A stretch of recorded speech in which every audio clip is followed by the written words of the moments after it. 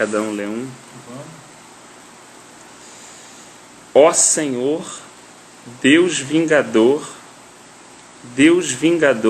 intervém. Exalta-te tu, que és juiz da terra, dá o pago aos soberbos. Até quando os ímpios, Senhor, até quando os ímpios exultarão? Até quando proferirão e dirão coisas duras e se gloriarão todos os que praticam a iniquidade? Massacraram o teu povo, Senhor, e oprimem a tua herança. Matam a viúva e o estrangeiro, e o órfão tiram a vida. E ainda dizem: o Senhor não nos vê, o Deus de Jacó nada percebe.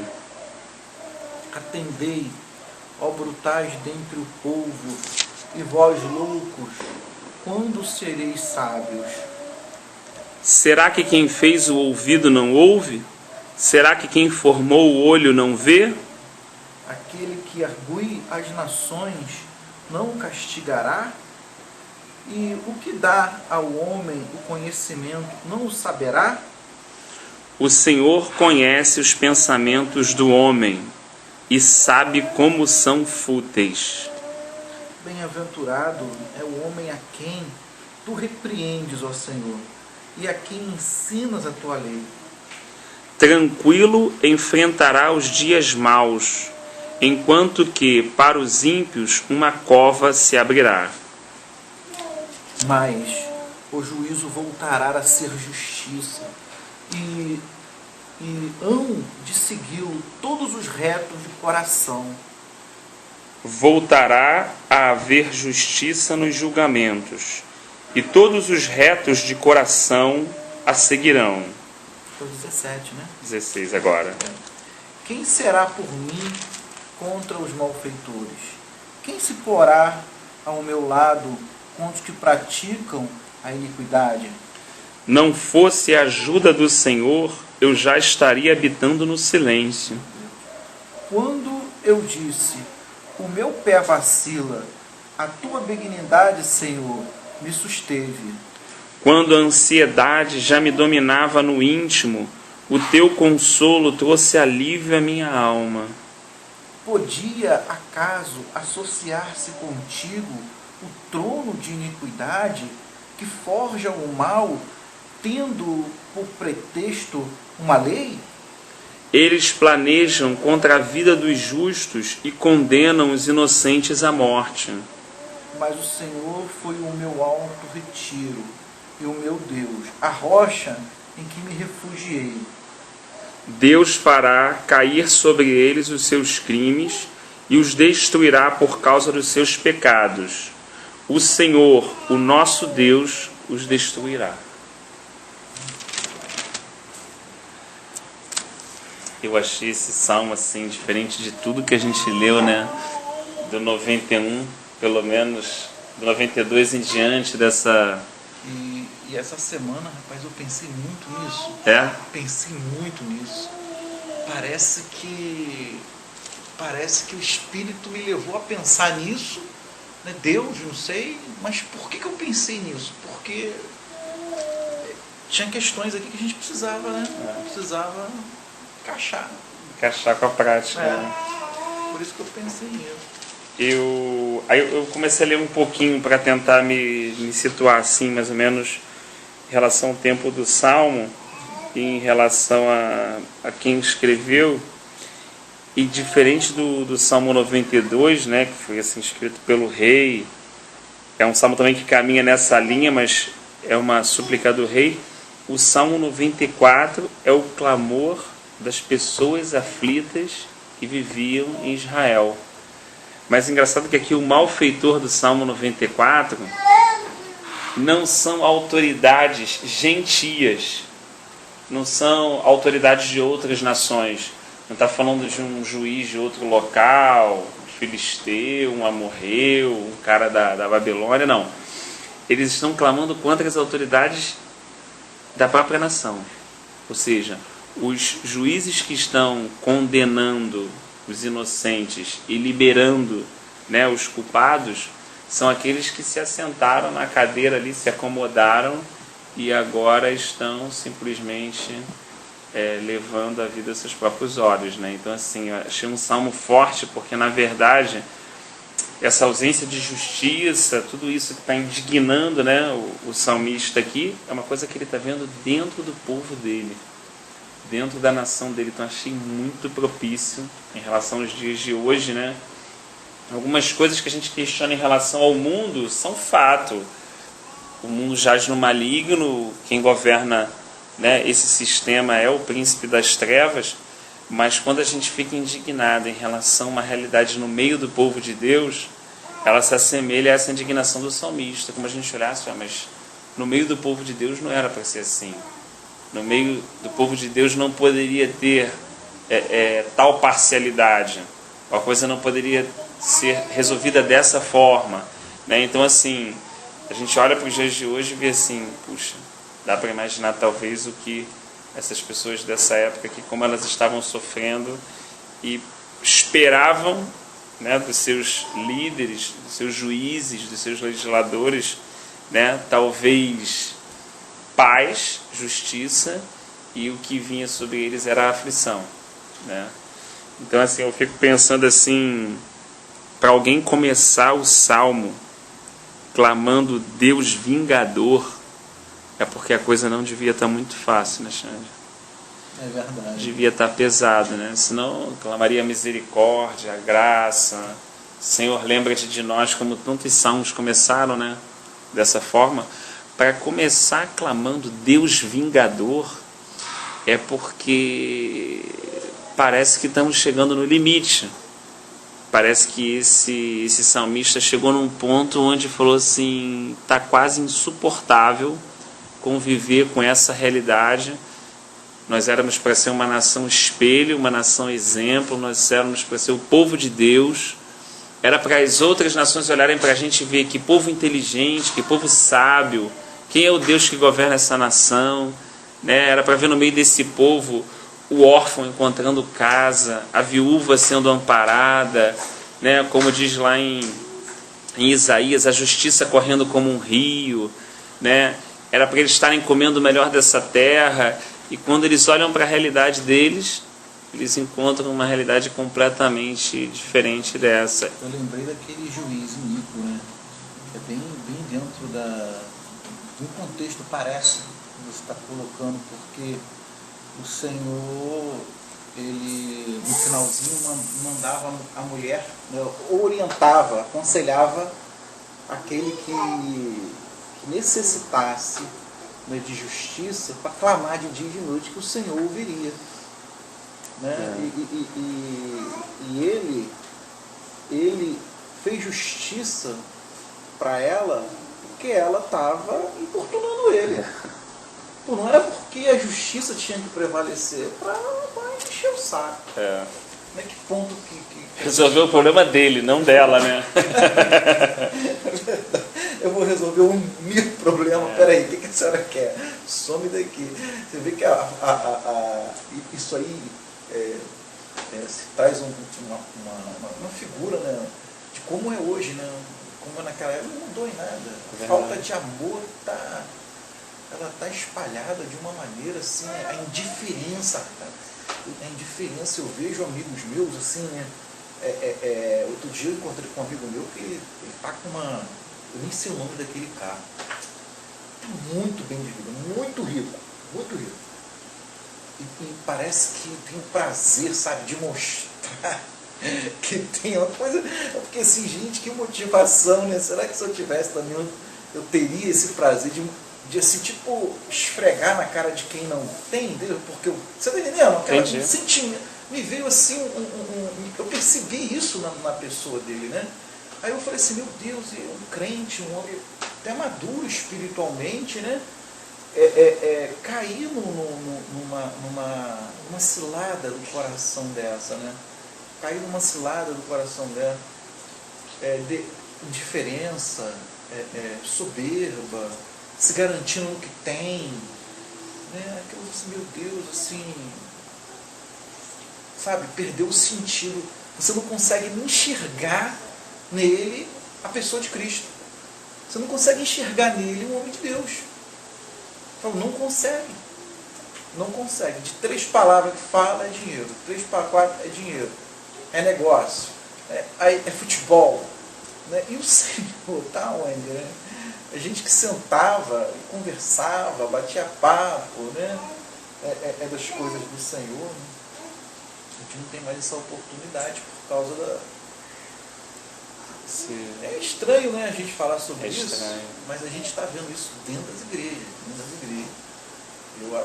Essa indiferença, isso aí está muito forte, né? Eu acho que, assim, penso que os dias maus estão, né, conseguindo produzir os seus efeitos, assim, nesse sentido, né, porque o amor vai se esfriando. E como é que o amor se esfria, né? Aquela colocação que o Senhor fez que os últimos dias teria essa característica, né? Um esfriamento, né? E esse esfriamento é porque a gente para de olhar para a fogueira, né? Não presta atenção na fogueira, acabou o graveto, a gente não se toca aqui para o fogo continuar, tem que botar um outro gravetinho ali. É verdade. E ela vai se apagando, né? Ou seja, que precisa de um combustível, né? Que precisa de azeite para manter aquele fogo, né? Aquele calor, aquela luz, aquela lâmpada, né? E a gente, manutenção precisa de tempo, né? Você vai fazer manutenção, ou tomar conta de, não deixa esse fogo acabar não, você tem que ficar olhando para ele, né? Se eu for fazer outra coisa, provavelmente me distrair, eu não conseguir, né, estar ali muito próximo daquilo ali, debaixo dos meus olhos, eu vou me envolver com outras questões e quando eu perceber aquele fogo já... A questão também, que pelo que a gente está conversando, eu concluo, que vai ter sempre isso, né? Isso não vai parar. Senão o Senhor Jesus não orientava o povo a clamar por justiça de dia e de noite. E o texto que eu lembro diz assim, que ao seu tempo, ainda diz isso, né? Olha, vocês vão de dia e de noite, e ao seu tempo ele vos ouvirá. Ele ouvirá, então, amém, né? Que a gente seja encontrado como Esdras, né? Clamando. Que apesar de clamando, preocupado com a necessidade do povo, né? Que independente de estar lá numa situação, digamos, um pouco mais confortável, né?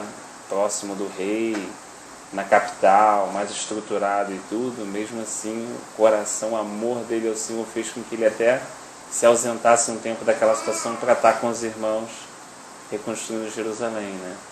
De repente, se fosse eu, como é que você tá? Tô bem pra caramba, sou copeiro do Deus me abençoa aqui, eu tô num cargozinho. Pô, arrumei um emprego público, meu irmão, vou me aposentar bem a dessa, e como é que você tá? Eu tô mal, mas eu tô bem. Isso é o retrato do que a gente está falando. É o retrato na prática que a gente está falando. Eles fazem um relato assim de certa indignação, né? Porque eles estão vendo esses ímpios no meio do povo de Deus. O ímpio aqui não é o gentio, o ímpio aqui é alguém da fé, é um israelita, né? E até quando eles exultarão, né? Então, assim, dá algumas características dessas pessoas, né? Elas usam palavras arrogantes, né? Elas têm um comportamento como de um malfeitor e elas se enchem de vanglória. É o que você está colocando assim, né? A pessoa se enche de vanglória com aquilo que obteve ou com o que tem, né? Com palavras arrogantes e com ações assim, semelhantes a malfeitores, né? É o que ele coloca aqui: massacram o teu povo e oprimem a tua herança. Vendo você falar assim, analisa comigo, parece que a gente está falando do próprio. Raciocínio, não é? É até interessante a gente falar sobre isso, que isso estava me batendo no coração essa semana. E eu estava pensando sobre isso. Me parece que tem pessoas assim, que não são crentes, né? Ou que são crentes de ser crente, que ela estava falando de povo de Israel, que estão nessa realidade que eles têm, parece, uma autoridade do inimigo, como o crente tem uma autoridade da parte de Deus. Você tem uma patente nos teus ombros, mas esse cara também tem uma do lado oposto. E me parece que a guerra é muito mais real do que a gente imagina. Me parece que quando você chega no trabalho, tem um cara com uma patente do lado oposto do teu lado. Né? Aí eu fico assim, meu Deus. Assim, como é difícil você fazer essa autoridade no mundo espiritual do mal, enxergar a sua que é do bem, a de Cristo. Não é fácil, porque a carne, entendeu? Muitas vezes a gente não enxerga isso. Eu tive em crise essa semana com isso, né? Até independente do estudo, é uma coisa que o meu coração entrou em crise, porque nem fazer questão de mostrar essa patente minha, né? Eu também não faço questão de mostrar. Entendeu? A questão é levar a coisa no nível da carne. E não é contra carne e sangue a nossa luta. Que crise que eu fiquei essa semana, pô. Que crise. E ter até que me submeter aquele corpo de carne, né, que está sendo usado pelo inimigo. E tem que se prostrar, entendeu? Para ele poder ver a pessoa de Cristo. Ele não vê em mim uma pessoa que de repente tem uma patente até menorzinha ou maior do que a dele pelo lado oposto. Essa semana eu fiquei muito nessa crise, e a gente falando sobre isso, me veio esse questionamento, essa crise toda, e eu estou compartilhando contigo, até pra gente... É verdade. Mas não sei se eu estou certo, também não sei se eu estou errado. Assim, mas me parece que é me parece que é assim. Me parece que é assim. Eu não sei se... me parece que é assim, não sei. Sinceramente, aí fica... Porque o Senhor diz assim, que não há nenhuma autoridade na terra, né, que tenha sido estabelecida e não tenha sido permissão dele. Então, isso é fato, né? Tanto as que estão sendo, digamos assim, que têm o coração inclinado para ele, como as que não têm o coração inclinado para ele, né? É uma permissão de fato. E assim, o Paulo confirma isso dizendo, olha, as nossas armas para essa guerra não são carnais, mas poderosas em Deus, né? Para trazer esses homens debaixo dessa realidade.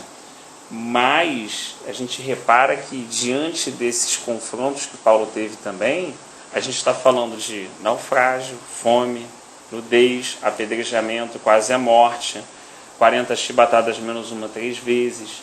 Então o que você falou, na verdade o processo que ele entrava para lutar era normalmente, carnalmente falando, perdendo, tomando pau. Se a gente for fazer uma análise assim como você colocou, né? Tomando pau. Não tem outro caminho. Não tem outro caminho, né?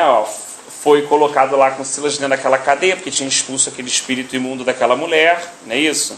E depois de noite, naquele louvor que eles juntos entoaram, o Senhor ruiu a prisão, aí o carcereiro queria se matar. Ou seja, no mundo espiritual ele estava ganhando. O carcereiro se rendeu ao Senhor, a família do carcereiro foi salvo, aquela mulher foi liberta. Então, assim, de mundo espiritual... As pessoas deixaram de ser enganadas nas revelações. Exatamente. Olha a autoridade do... A autoridade. Assim, no mundo espiritual, você vê o reino de Deus se propagando e você vê, assim, o êxito. Mas quando você vai olhar o mundo carnal, você vê o quê? Alguém apanhando, alguém açoitado, alguém passando necessidade.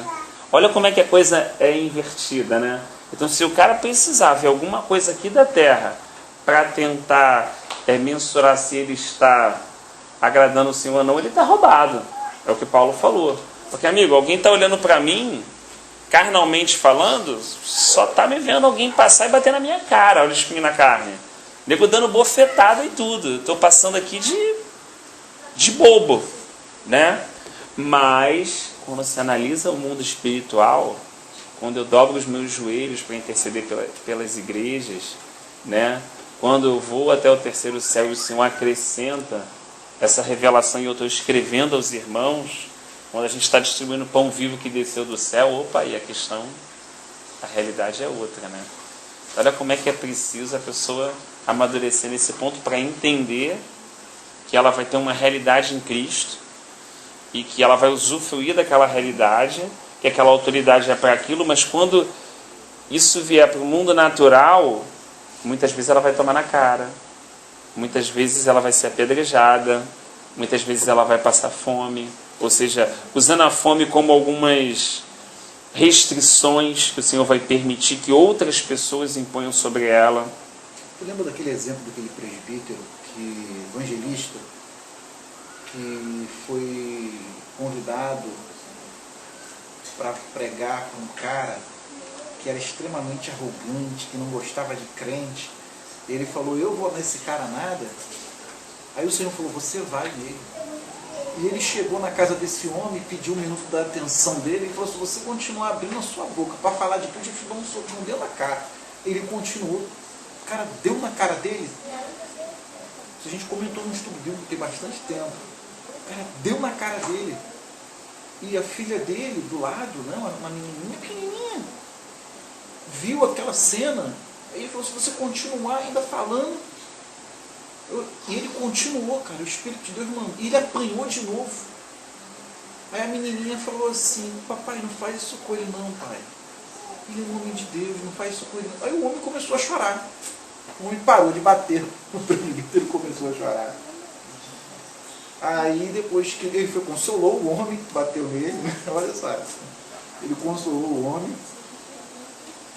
E por que o senhor está chorando, né, compulsivamente? Aí ele explicou, a minha filha, até os 5, né, ela tem 5 anos, ela era muda, ela começou a falar hoje.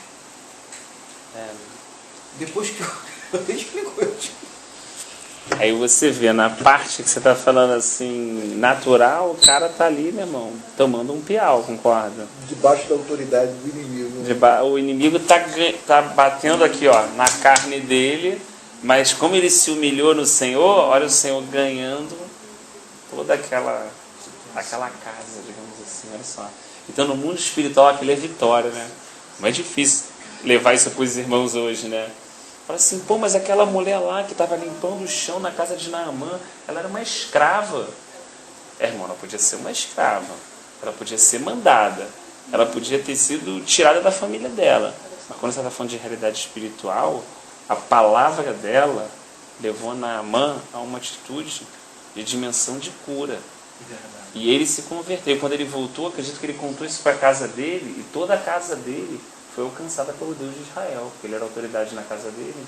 Então, quem tinha autoridade? Naamã ou a escrava? Se olhar no mundo natural, ela é uma escrava, meu irmão. Ela saco, ela, pô.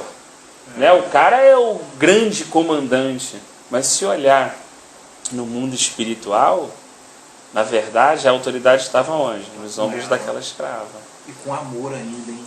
Com amor. Com amor. Porque ela podia, pô, esse cara é meu chefe, o cara me tirou, o cara me trouxe para casa dele, o cara, né, foi uma consequência de guerra, né? Mas aí que tá a autoridade dela vem disso, né?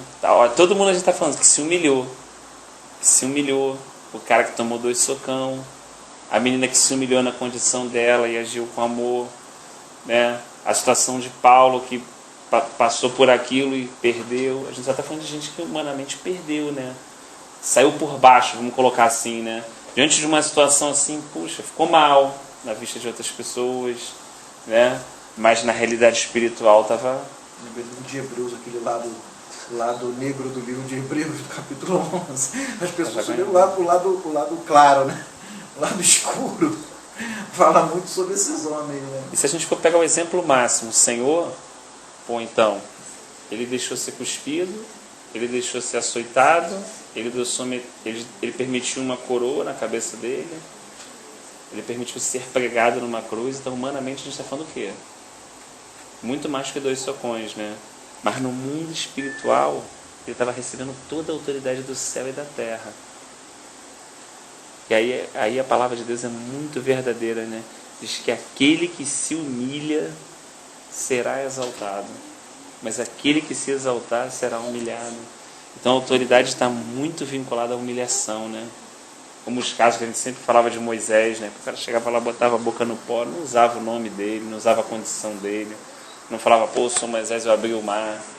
Não tinha uma atitude nele dessa natureza, né? Ele sempre ficava lá e consultava o Senhor e se humilhava para o Senhor. O pessoal desafiava ele, puxa, ele...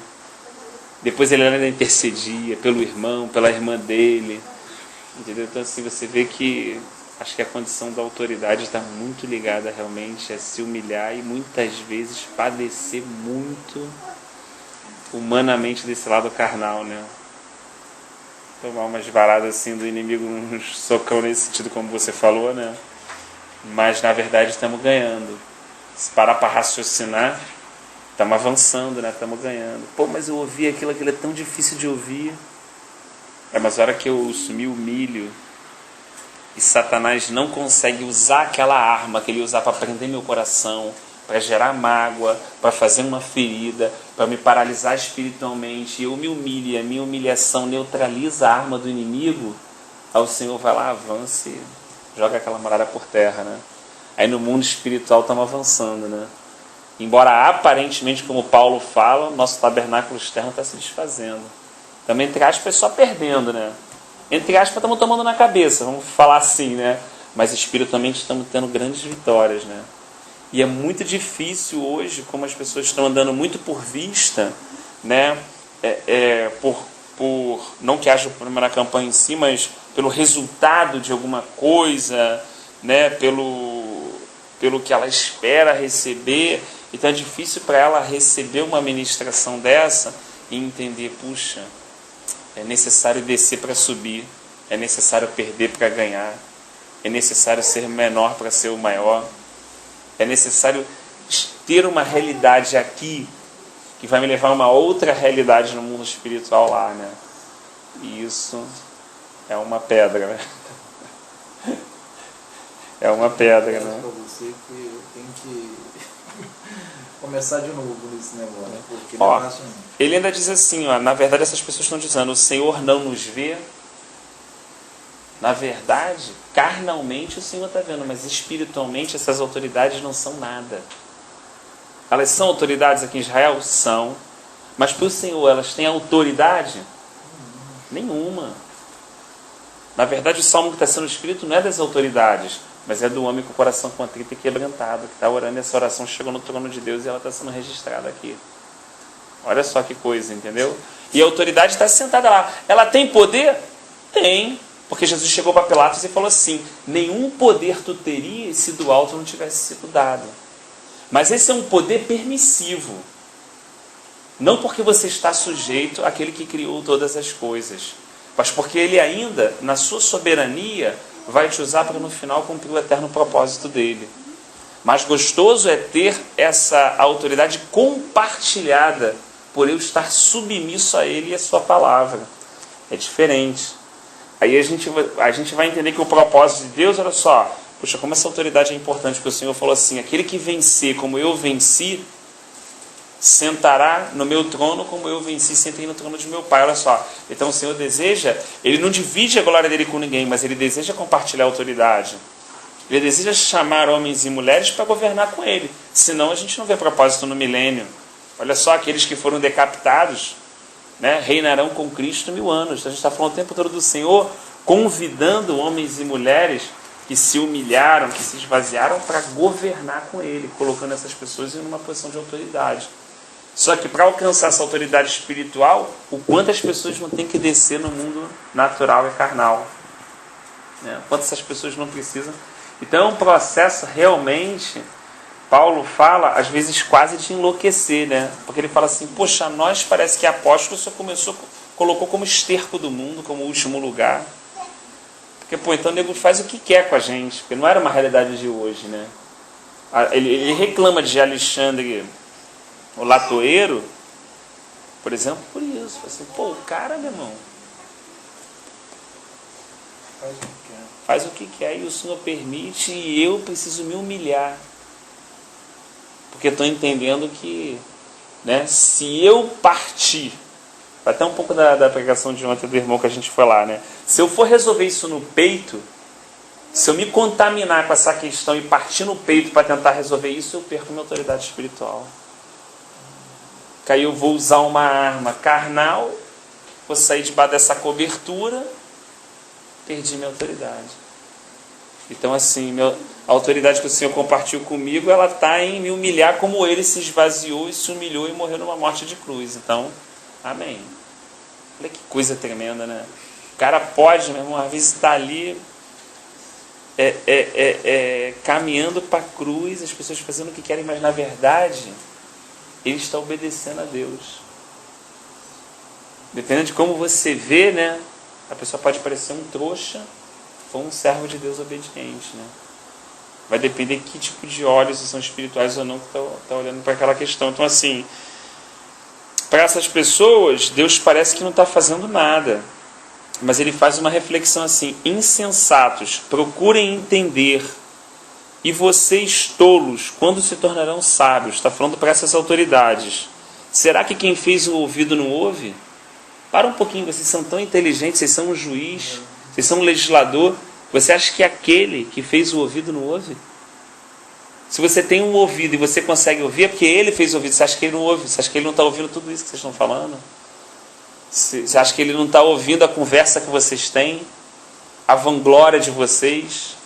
As situações que vocês estão colocando? Você acha que eles não estão ouvindo? Ele está ouvindo. Ele está ouvindo, sim. Então ele chama, né, essa reflexão. Será que quem formou o olho não vê?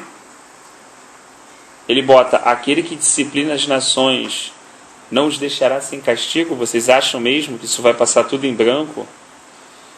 Não tem sabedoria aquele que dá ao homem o conhecimento? O Senhor conhece o pensamento do homem e sabe como são fúteis. Agora olha que interessante. Como é feliz o homem a quem disciplinas. Pô, parece uma coisa... Porque não é o pensamento da criança. O pensamento da criança é esse. Pô, cara, aquele molequinho sai de casa 7 horas da manhã, joga bola o dia todo, brinca, solta a pipa, come na rua, anda para lá e para cá, faz o que quer, chega em casa meia-noite. Como eu queria que aquele fosse meu pai, pô. Eu sou chatão, eu acordo de manhã, eu tenho que arrumar não sei o que da cama, eu tenho que fazer isso, eu tenho que fazer aquilo, eu tenho horário para almoçar, de tarde eu tenho que fazer tal coisa, dá 8 horas eu tenho que estar em casa. A criança que olha para essa realidade, ela fala o quê? Puxa, eu queria que aquele caboclo fosse meu pai, porque ele tem o quê? Ele faz o que ele quer, pô.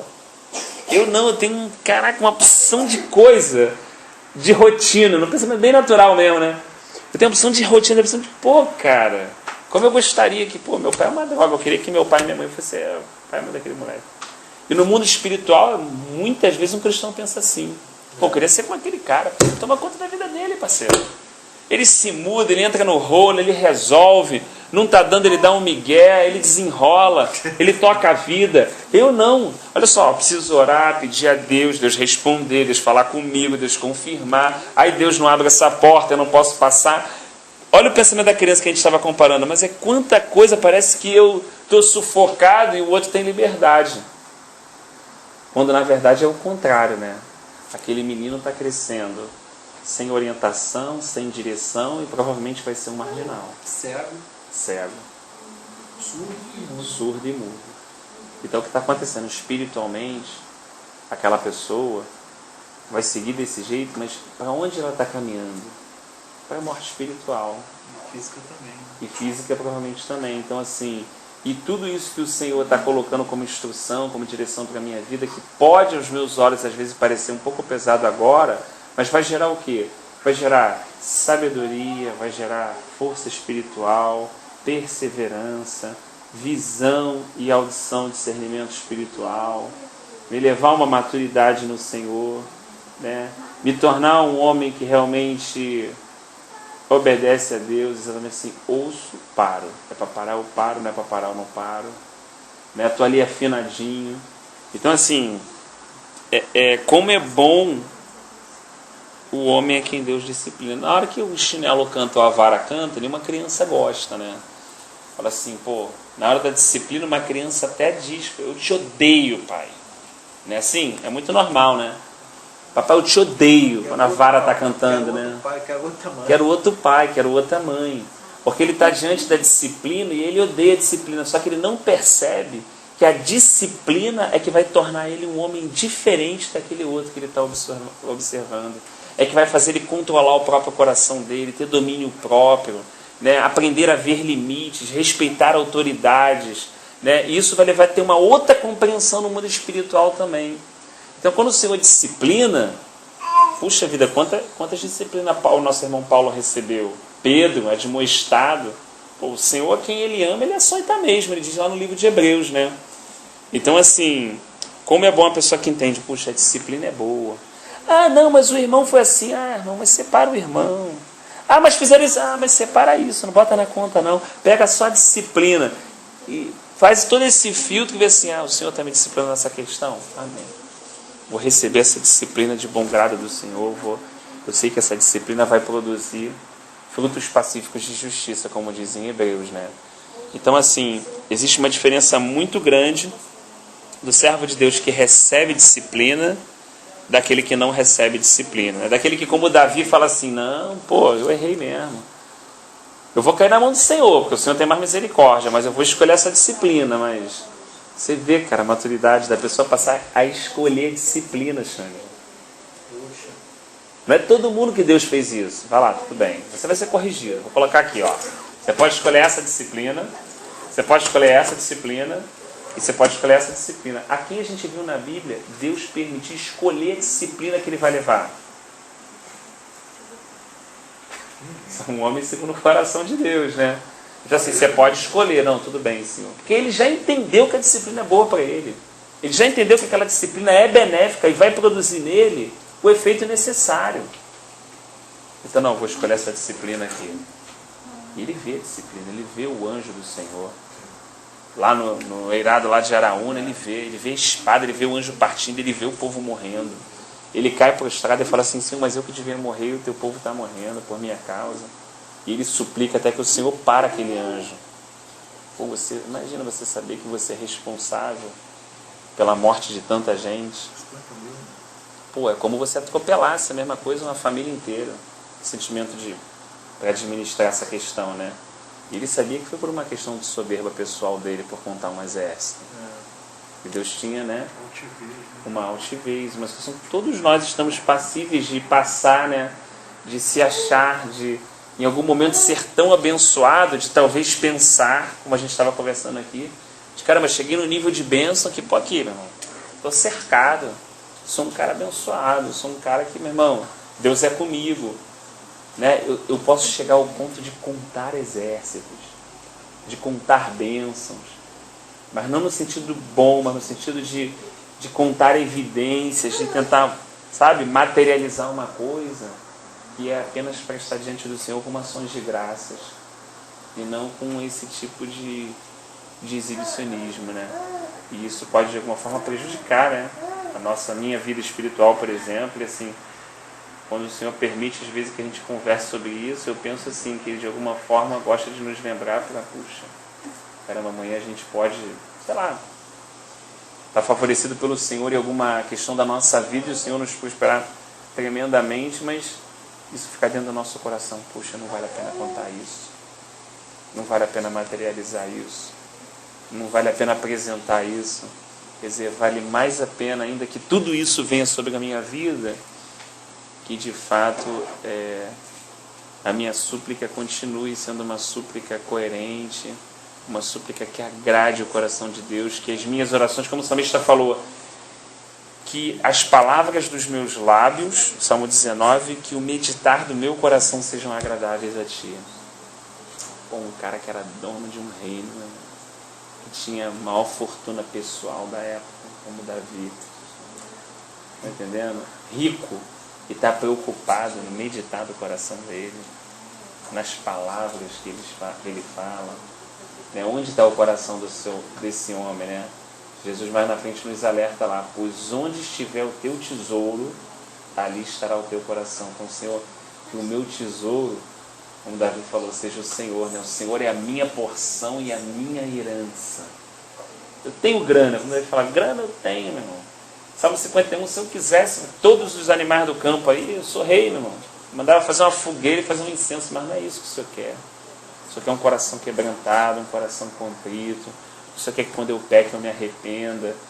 Que no meu pecado eu consiga perceber que eu sou dependente do Senhor. Né? Que quando eu conte o meu exército e se torne arrogante, que eu volte atrás e escolha a disciplina e aceite ela. Porque eu cometi uma falha, eu sou humano, Senhor, eu errei. Mas na verdade eu não quero que o Senhor tire de mim o Teu Espírito Santo. Quero continuar com essa boa comunhão. Quero chegar na minha casa e perceber a presença do Senhor. Quero olhar a minha família e perceber a graça de Deus nela. Quero olhar os meus filhos e eles crescerem no meio da oração. Né? Quero poder ver eles serem cheios do Teu Espírito Santo, aprenderem a falar das coisas do Senhor. Oh Deus, como eu gostaria de juntar outros tesouros que não são esses aqui da terra. Né? Quando os meus olhos estiverem sobre ele, lembre de que o Senhor é a minha herança. Né, de que tem no Senhor algo mais valioso guardado para mim e para minha casa. Não permita que eu siga o caminho dos homens na terra dos viventes. Não, Senhor. Que eu faça como Moisés, que eu conheça o Teu caminho. Que eu tome um caminho diferente daquele povo. Né? Que eu não espere naquele lugar carregar um cacho de uva, né, ou beber o mel ou o leite que aquela terra emana. Né? Mas que eu possa entender que o Deus que me conviveu comigo esses 40 anos, me dando o maná, vai ser o mesmo Deus do cacho de uva. Não importa se o cacho de uva é diferente do maná, né? Se agora lá é mais bênção assim ou assado, não importa que o Deus que cuida de mim é o mesmo. Né? Não importa que eu conheci o Senhor num aspecto aqui no deserto e agora eu vou conhecer o Senhor num outro aspecto lá. Aí se confirma as palavras de Paulo. Porque aprendi a viver, Senhor, na escassez e na fartura, na saúde e na doença. E agora descobri que posso todas as coisas naquele que tem me fortalecido. Ou seja, estou conseguindo, independente das circunstâncias, se o Senhor abriu o céu, meu irmão, e desceu prosperidade até 1 milhão, consegui entender aonde eu devo me guardar para não tropeçar nessa questão.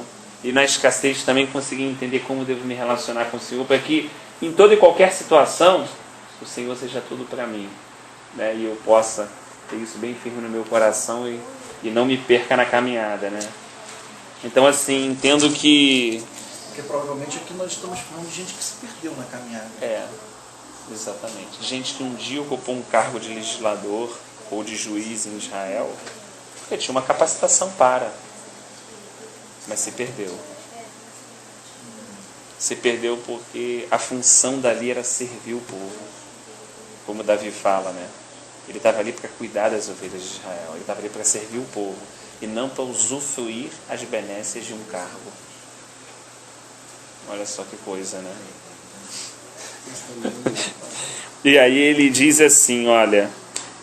por que é bom o homem que recebe disciplina? Porque esse homem é feliz? Pô, ninguém gosta de ser disciplinado, né?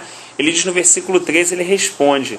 Porque tranquilo ele enfrentará os dias maus. Olha que coisa. Quem se prepara para o dia mau? Jó falou assim: pô, mulher, tu falas como uma louca. Amaldiçoa teu Deus e morre. Tu falas como uma louca. Não recebi o dia bom do Senhor? Por que não receberia também o dia mau?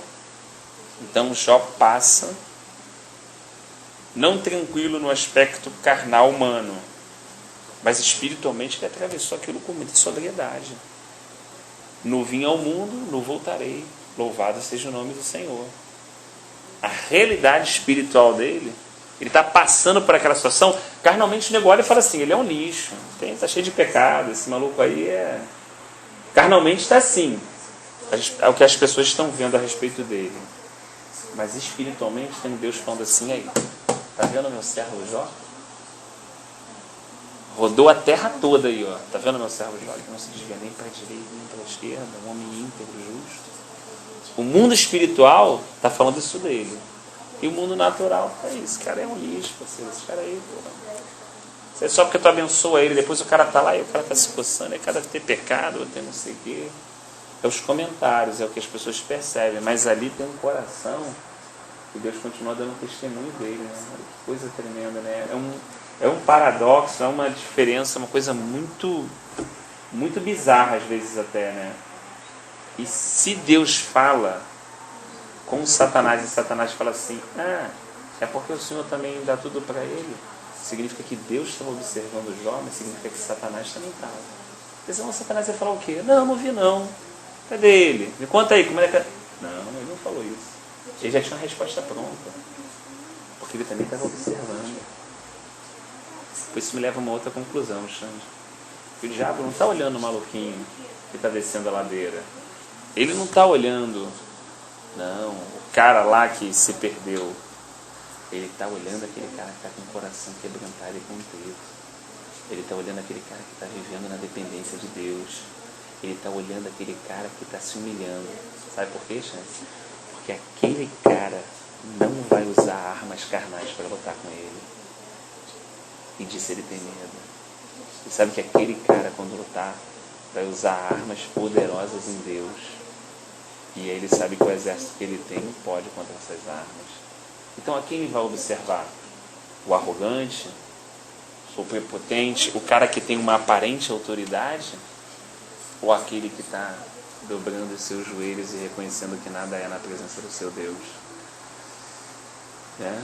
Então, aí a gente para e pensa assim, caramba, então o diabo estava observando o tal do Jó lá, ele estava rodeando e olhando e falando, pô, esse cara pode me trazer uma lenha, esse cara pode me trazer um problema. Então assim, vamos ver se a gente entra por um caminho para tentar dar uma cravada nele. E você vê que ele vai lá e não lança a enfermidadezinha fraca não, ele vai lá e mata os filhos dele, rouba o dinheiro dele, rebenta lá todo o gado que era financeiramente. Faz uma lenha, meu irmão. Ele não vem para brincar. Ah, não, vou jogar uma gripezinha. Ele vem para botar o pior. Só não tira a vida porque o Senhor falou assim, ó, isso não pode. E aí a gente percebe que nisso tudo esse homem prevaleceu e teve vitória contra o mundo espiritual. Aí você imagina como é que o diabo terminou depois dessa luta. Eu fico imaginando isso. Porque Satanás pode ser o príncipe das trevas, mas tu imagina ele voltando pro inferno e os outros demônios falando assim, caraca, hein? Perdeu para um maluquinho daquele de barro, hein? Caraca, o maluco te deu um show, hein? O cara era um sopro, uma fumaça. Pô, o cara era um sopro, uma fumaça, parceiro. E ele tem que abaixar e falar, mas o Deus dele é Deus. Imagina a conversa no inferno depois do desfecho, entendeu? Então a quem você acha que ele está preocupado? Com o arrogante? Com o cara que acha que tem autoridade? Não. Ele está preocupado lá, ó. Tipo o Paulo, o cara que está tomando chibatada e não está nem ligando, que está indo para dentro da cadeia, que o nego está apedrejando ele, mas ele está no mundo espiritual descendo e ó, só sendo instrumento para o pão correr no meio do povo, para alimentar, para edificar, para cuidar. Esse pô, esse cara está me dando problema, amigo. Ele tem que, né? Então ele diz assim, ó, o Senhor não desamparará o seu povo, jamais abandonará a sua herança. Ou seja, por esse tempo, ele diz assim, ó, voltará a haver justiça nos julgamentos. Ele diz isso porque não há justiça nos julgamentos. Ele está vivendo um tempo onde é de total injustiça. Impiedade, iniquidade, injustiça. E como é difícil às vezes o servo de Deus a gente aprender a viver nesses tempos. Porque viver no tempo onde tem lá Salomão, aí corta a espada, a justiça, viver nesse tempo O governo é o Senhor. Né? O governo é o Senhor, amigo. Ele é que manda. Ele é que manda. Agora, como é a questão de ser injustiçado? Como é a questão de você estar certo e porque você não quis pegar a mulher de Potifar, então você vai para a cadeia? Como viver nesses tempos, entendeu? Onde, na verdade, o bom se torna mal, o mal se torna bom. Quando, por causa da fidelidade, você desce às profundezas do sofrimento. Certo ou errado, errado ou certo. Como administrar isso, né? Então ele chama, né? Ele conclama o salmo e começa a chamar aqueles que estavam entendendo esse pedido, né? Ele mesmo reconhece que se não fosse a ajuda do Senhor, ele já estaria habitando no silêncio. Teria morrido, né? Teria morrido, teria descido, né? Não estaria mais na terra dos viventes. Quando eu disse, os meus pés escorregaram, o teu amor leal, Senhor, me amparou. Olha a consciência dele. mesmo tendo consciência de que ele não compartilha, né, dessa iniquidade, dessa injustiça, olhando o lado individual dele, ele percebe que às vezes o pé dele podia escorregar, olhando tudo isso, a ansiedade dominando o íntimo dele, sabe? A pessoa às vezes pode perder o controle, né? Quem de nós não pode? A gente está numa situação e fala, claro, tá de mané aí, o cara vai te provocando até aqui. Você sai e toma uma atitude, só que aquela atitude, na verdade, é uma algema que vai aprisionar o nosso coração, né? Como é importante entender que aquele sentimento vem, né, na verdade, para me aprisionar e não para me dar vitória. Eu posso chegar lá e brigar, berrar, xingar, dar um socão no maluco, e na verdade parece que a minha justiça própria está sendo satisfeita, mas na verdade eu estou colocando uma algema. O meu coração me levou a tomar uma atitude que me afastou da direção do Senhor, me afastou do propósito que Deus tem para a minha vida. Vou perder tempo agora para resolver isso. Agora que caminhei, vou ter que voltar de novo essas léguas, né? Então, como é importante, né, perceber que de todas as coisas que devo guardar o meu coração, porque dele procede as fontes de vida. Porque, na verdade, essas circunstâncias que muitas vezes o inimigo cria para que eu tome uma atitude impensada e fique aprisionado na mão dele. Mas quando eu me humilho e falo assim, Senhor, eu não quero que esse sentimento tome conta do meu coração, quero ouvir a Tua voz. O que é para fazer? E eu não deixo aquele sentimento entrar, às vezes eu até ofereço outra face, caminho a segunda milha e dou a túnica para quem me pede a capa. Estou perdendo? Aparentemente sim, como a gente começou a compartilhar. Mas e no mundo espiritual, Xande? Avançando e muito longe. Ganhando, entendendo que bem-aventurados, né, são exatamente os pobres de espírito. E que o reino de Deus é dos perseguidos, né? E que a terra, na verdade, é dos pacificadores. Conseguindo entender que no mundo espiritual todas essas coisas funcionam exatamente ao contrário. E quando o meu espírito consegue discernir elas com propriedade, então essas armadilhas que o inimigo planta nesse século, nesse mundo, não tem mais efeito. E aí, ser bobo não é um problema, ser otário não é um problema, ser enganado não é um problema. Se fosse, Jesus não ia deixar lá o cara tomando conta lá do dinheirinho e tal do Judas, né? Se todas essas coisas fossem problemas, né? Ou do cara que está errado sair por certo e por cima da situação.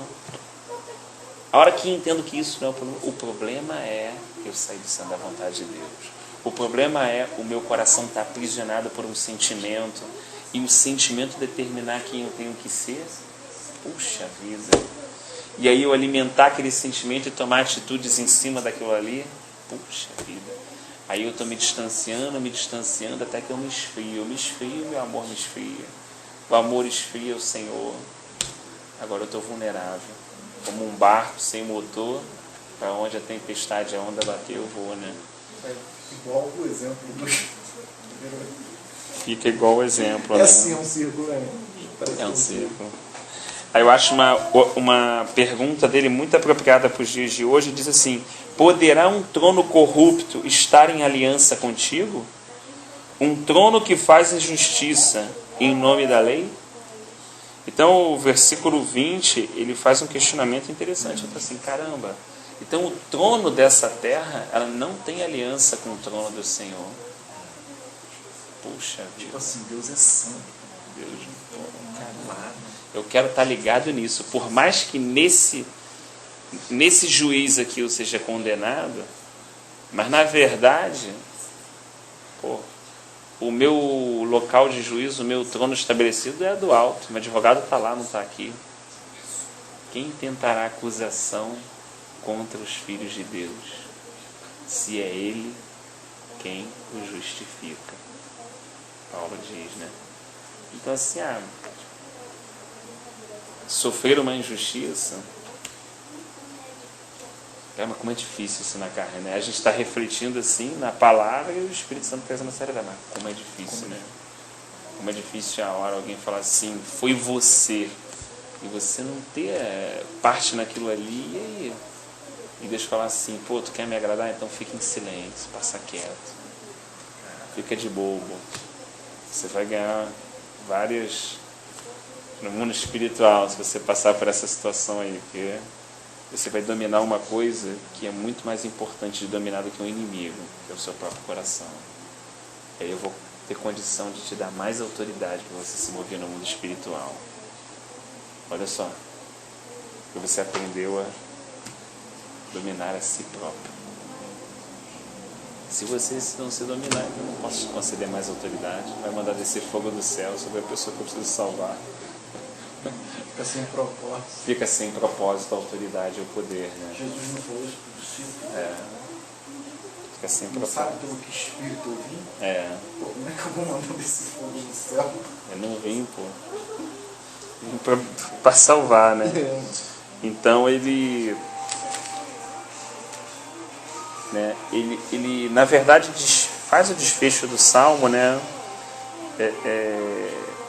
Conseguindo entender no Salmo 22, dizendo assim, ó, o Senhor é a minha torre segura, o meu Deus é a rocha em que encontro refúgio.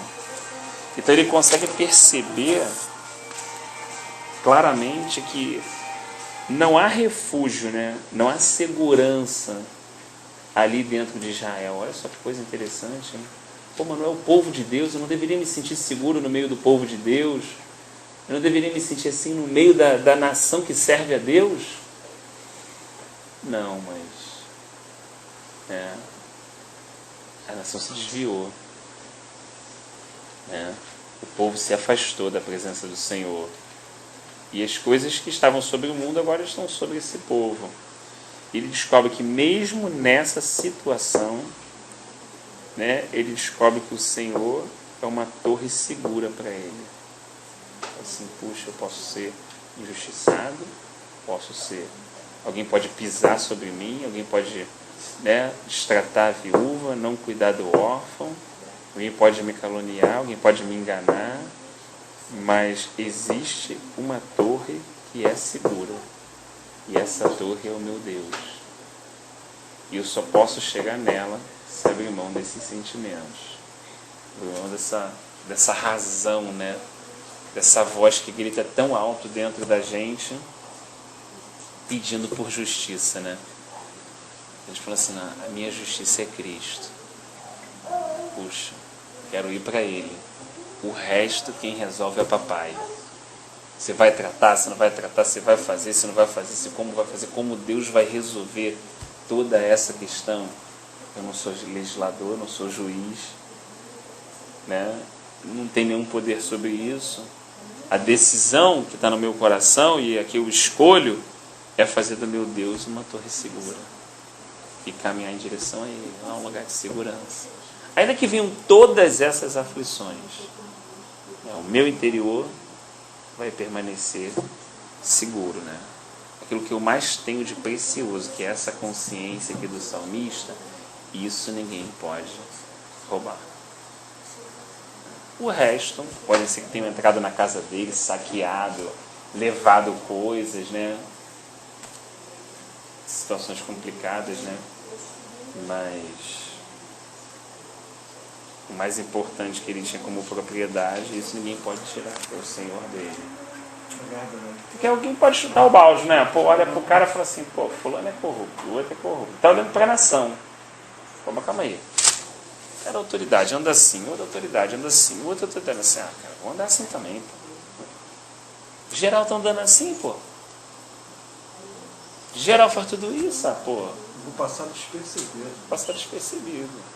Puxa, mas tem alguém percebendo assim, olha, ainda que esse cara possa ter autoridade, esse possa ser juiz, esse legislador, esse não sei o que, esse sápata, esse príncipe, esse governador, ainda que eles estejam nessas posições, estejam decidindo andar dessa forma, independente da posição que Deus me colocar, eu quero andar na presença do Senhor. Puxa, que escolha, hein? É um homem livre, Um homem feliz,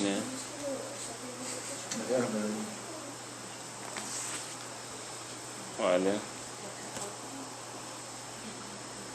E é uma reflexão muito atual para os dias de hoje, né? Isso aqui é para hoje. Uma decisão muito... O Senhor tenha misericórdia de nós, nos guarde, guarde o nosso coração nele. Isso o Senhor consiga me converter, né? Cada dia, né? Nos converter, nos levar a essa realidade, né? Se fazer com esse presbítero, vai lá, tá mandando. Né? Engraçado, sou um servo do Senhor. Sou maldito. Não tem que, né? Fácil para lá fazer isso, né? Pô, simples demais, cara. E A carne grita. aquela menina não teria falado. O nome do Senhor não teria sido glorificado. Aquela menina só ia ver 2 homens brigando. Só. Mas quando alguém desceu, se humilhou, O Senhor, uma família foi salva. mistérios Que da realidade, humilhação, né? Mistério. A humilhação, ela tem um poder, né? Quando você desce. Né? Assim, Concluindo, Mas você vê que o não ser tem mais força do que o ser, né? Mas você vê que isso é um Humilhar. princípio assim de Deus, porque Ele nos viu criaturas pequenininhas, né? Aquele exemplo da formiguinha, né? Ele se coloca se humilhando, né? Você vê que isso tem um princípio de Deus, né? Ativo de Deus. Mas chama atenção, sei. Que a gente pensa assim, ó, o Filho de Deus veio numa manjedoura. Então algum testemunho ele deu. Ele é um Deus simples. Ele não é um Deus marqueteiro, exibicionista, que gosta de fazer coisa para aparecer. Se ele é um Deus simples, e foi simples no seu nascimento, na escolha da sua profissão, porque teria muitas coisas um pouco mais elegantes para ele ser do que um carpinteiro. Sejamos sinceros e convenientes, né? São N profissões que ele poderia ser pelo menos um carinha, né? Um conselheiro, um sábio, Um sábio. Isso um significa, rabino, ele era rabino. isso significa que para ele isso é lixo. É, O cara ser sábio, rabino, diretor, engenheiro, diretor, isso para ele é lixo, não significa nada. Ele escolheu ser carpinteiro. E ele é o dono do universo. Né? Significa que o que uma pessoa exerce como profissão jamais vai determinar o que ela é no Senhor. Jamais deve ter um grau de importância que preencha o coração dela mais do que deve se preencher, porque aquilo não significa absolutamente nada. Aquilo significa só que aquela pessoa faz aquilo, exerce aquilo, porque tem algum propósito naquilo. Por isso que Tiago começa a chamar o quê? Né? Os pobres gloriem-se no Senhor e os ricos se gloriem na sua insignificância. E já dá essa trava logo na galera aqui. Tiago já chama para essa realidade. Fala assim, cara, você ser, mas você saiu. Se isso fosse alguma coisa, então ele não escolheria ser carpinteiro. Então, se ele é um Deus simples, ele se alegra e gosta de coisas simples. E ele também, naquela época, a carpintaria era ligada muito à pedra, né? Era um trabalho muito com encaixe de pedra. Não era como hoje, né? Então você fazia uma mesa, o tampo era em pedra, não tinha vidro. Então, eu vi isso num teólogo do Sr. Jesus. Mais ou menos, porque a pedra era junto com a madeira. Para você mexer com pedra não é fácil não. Você fica todo arrebentado. É trabalhoso, trabalhoso, cansativo demais. E ele escolheu essa profissão, então eu fico pensando assim, poxa, isso significa que o que agrada a ele é a oração simples. O que agrada a ele, Xande, é uma reunião simples. O que agrada a ele é uma vida simples. Porque se Deus decidiu ser simples na sua soberania, Ele não vai querer que seus filhos sejam a sua semelhança da simplicidade. Que essas coisas que as pessoas vão gloriar, fulano, tem valor. Tudo bem, Senhor, eu te dou graça, o Senhor permitiu que caminhasse até aqui, mas isso não tem valor em si mesmo. Isso não tem valor. O ser isso, o ser aquilo, o estar fazendo isso, o estar fazendo aquilo, o cuidar de X irmãos, de 10X irmãos, não tem valor nenhum. Tem valor se eu faço essas coisas para ti com simplicidade de coração. Puxa, aí ó, então isso aí tem um valor tremendo, hein? Né? Mas se a gente não tem isso definido no nosso coração, qual é a chance que a gente tem de errar? Absurda, né, gente? Eu penso assim, que eu falo assim, se o Senhor não falar comigo, não me travar, não me advertir, não me disciplinar, como o senhor salmista falou, não me corrigir de mostrar, minha chance é absurda de pensar como geral pensa, como esse século pensa, como o próprio povo de Deus pensa, ou Israel pensava, como era a questão do Salmo, né? Não, vamos lá, o importante é ser isso, o importante é ser um grande pastor, o importante é ser um grande evangelista, o importante é ser um grande profeta, o importante é ser um grande, o importante é fazer uma grande obra. Pô, a maior obra que foi feita chega a dar medo, foi a da morte na cruz. Puxa vida, então isso, o grande para Deus não é o nosso grande, né? A cruz, ela tem 3: humilhação, vergonha e dor. Olha só, puxa vida, essas 3 palavras que você disse agora foi do céu. Humilhação, vergonha e dor. Quem quer uma obra como essa? Eu vou te dar uma obra, filho. Essa obra é de humilhação, de dor e de vergonha. É uma grande obra. Mas a gente for pensar... Naturalmente é, Senhor. Não, até ele, se possível, afasta de mim esse cara, assim, imagina a gente, né? Mas se a gente pegar alguns profetas, a gente vai perceber isso que você falou também, Xande. Tem muita sabedoria nessa palavra. Um Jeremias. Vergonha, humilhação e muita dor.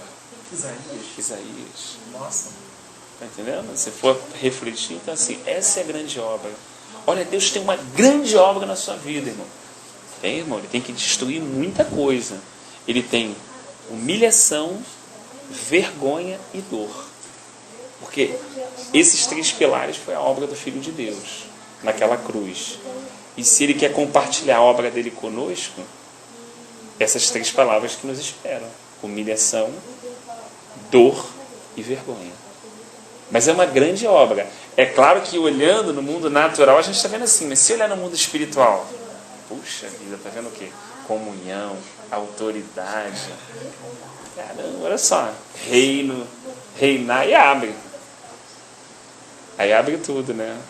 Por isso que Hebreus diz, né, que Moisés deixou de ser chamado de filho da filha de Faraó, né, para viver com os seus irmãos lá, para ser um irmão. O cara podia ser rei, o cara escolheu ser um irmão. O cara podia ser rei, mas ele olhou e falou assim: nossa, a conta vocês estão fazendo aqui embaixo. Salmo 90, o Senhor me ensinou a contar os meus dias. Eu sei que Ele conta de forma diferente. Puxa vida. Vocês vão entrar em palácio aqui, amigo. A minha escolha fez eu subir no Horebe e entrar no palácio dos céus. Eu vi o tabernáculo, eu vi a arca da aliança no céu. Peguei as tábuas, Deus escreveu. Pô, tu está entrando no palácio aqui na terra, eu estou entrando no palácio lá do alto. Tu está falando com o rei aqui da terra, eu estou falando com o rei do universo. O cara fez a conta e falou: que isso é muito pouco. Egito, dinheiro, ciência, sabedoria, faculdade, isso não é nada, rapaz. Essa conta que vocês estão fazendo aí é tudo corruptível. A conta que eu estou fazendo, eu estou indo feliz para um deserto, para ser um irmão. Xande, olha só. Eu sei que no deserto vai me esperar dor. Como é que você falou? Vergonha e humilhação. Mas, rapaz, se Paulo falou que de tudo que deve se gloriar, se glorie na cruz de Cristo, tem uma glória aí, né? Senão o irmão não falaria. Tem uma glória aí. Vamos pedir ao Senhor para nos revelar essa glória, para a gente caminhar em direção a essa realidade que Ele tem para a gente, porque a gente deixa isso para fora, muita inquietação do nosso coração, muitas coisas, muitas perguntas não fazem nem mais sentido olhando por esse prisma. A gente vai nascendo. tão estranho.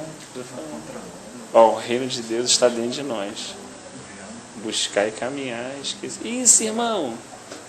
Caraca, deixa eu te mostrar aqui, Jesus. Templo aqui giga. Jesus falou assim, não ficará pedra sobre pedra. Mas é lindo. Mas é lindo, é uma glória essa obra que os homens fizeram. É fútil. Eu vou edificar uma casa. Eu vou edificar uma casa. Um verdadeiro templo em 3 dias. Que vai ser a habitação do Deus vivo. Que é o meu corpo, a minha igreja. Olha só. Depois eles entenderam, né? Pedro depois fala, pô, eu entendi que nós somos essas pedras vivas. Uma casa do Deus vivo, caramba, que papo de templo é esse, de doido, de maluco, eu tô fora disso. Nunca mais construíram nada, e olha que os malucos eram assíduos em construir coisinha, hein? Era no alpendre, era na praça, era na casa da sogra de Pedro, era não sei aonde, era na casa dos irmãos, era no cenáculo, não queria nem saber mais disso. Eu queria ser a casa. Eles iam até o templo de uma comunhão. Normal, vamos lá. Comunhão, mas aquilo não era... Para dar fruto, né? Ia lá. Abraçar os irmãos. Para abraçar os irmãos e tal. Claro, pô, importantíssimo, né? Ter comunhão, isso é importantíssimo. Mas assim, não era a visão que eles tinham antigamente, né? Olha, Senhor, olha. No entanto, que ele passa pelo cara, ele se compadece, né? Pô, legal, ele olha pro cara, olha, não tem ouro, não tem prata. Eu te dou. Porque quem ia no templo ia para buscar uma necessidade. Se eu vou buscar a minha necessidade, eu vou olhar para a necessidade do outro? Não. Claro que não. Me diga, tá lá, o problema é dele. É o que a gente falou dos fermentos do amor, tudo do início. De cada um olhar o seu, do salmo mesmo, né?